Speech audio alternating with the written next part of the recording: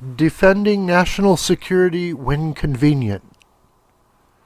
The Russians may have been inspired by the actions of a feckless Obama administration. Welcome. I'm John Brooker with the School of the White Crane. Today we'll be reading an editorial by Tammy Bruce, given on January 11th in the Washington Times. A main refrain from Democrats these days and the scraggly band of never-Trumpers, apparently now led by Senator John McCain, remains how the Russians hacked the election. Observers understand this is meant to delegitimize the election of Donald Trump, but what it also exposes is a rank hypocrisy of crusty and desperate political operatives and federal bureaucrats. After all, under President Obama, the United States has not only been interfering in other countries' elections, the State Department has used taxpayer dollars to do so, as Mr. Obama has gone to one nation to personally harass and threaten voters in a country not his own. Having the pleasure of being on CBS News' Face the Nation last Sunday, the first question I was asked by host John Dickerson was about the Russians hacked our election narrative. My response was a reminder. The Russians didn't hack into the election. They appear to have hacked into the Democratic National Committee. That's a big difference, as all investigations agree upon one thing: no one accessed or manipulated the actual voting process of the machines. The scandal surrounds the argument that the Russians meddled by releasing damaging information about Hillary Clinton, unleashing a social media troll army to disparage her, and the use of media to cast doubt on the election itself. Pretty much what the Democrats are doing to Donald Trump since he won the election. While all of us are appalled at the idea that any foreign nation would interfere in our election, one of the great questions among both Republicans and Democrats has been, why didn't Mr. Obama act at the time on signs that Russia was active in trying to influence voters? Two electrical news items broke in July 2016. On July 12th, a Washington Post headline read, NGO connected to Obama's 2008 campaign used U.S. tax dollars trying to oust Netanyahu. Their story detailed the findings of a Senate subcommittee investigation that confirmed allegations that an NGO with connections to President Obama's 2008 campaign used U.S. taxpayer dollars attempting to oust Israeli Prime Minister Benjamin Netanyahu in 2015. Two electoral news items broke in July 2016.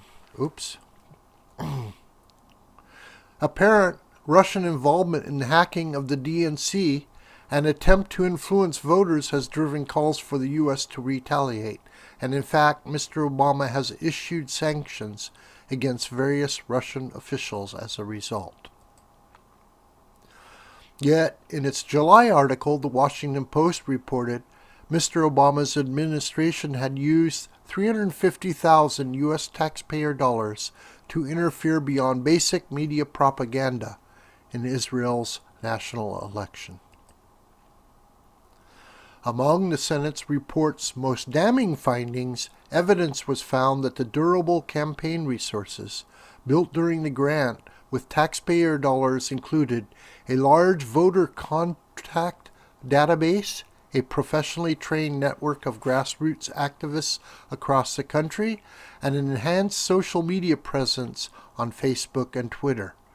Grant recipient One Voice was even permitted to use State Department funds to hire an American political consulting firm called 270 Strategies, run by Obama 2008 campaign veterans, to train its activities on how to execute a grassroots mobilization campaign, the Post explained.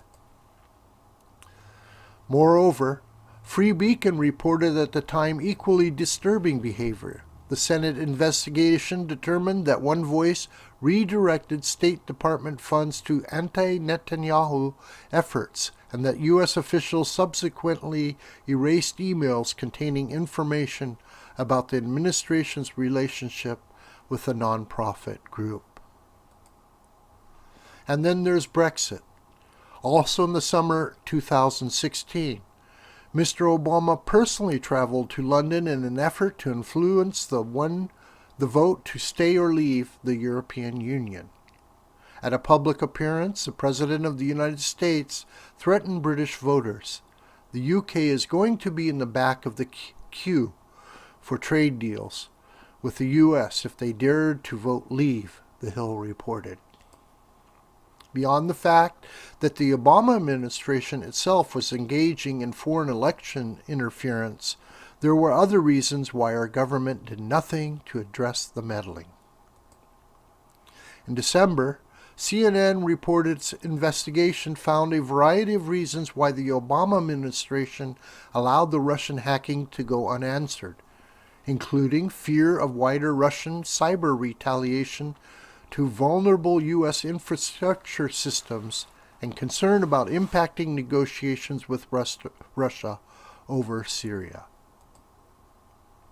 Ultimately, CNN reported administration officials were sure Trump would lose in November, and they were worried about giving him any reason to question the election result.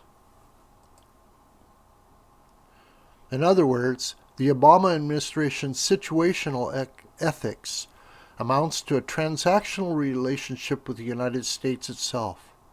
Our national security would only be defended if it was politically convenient.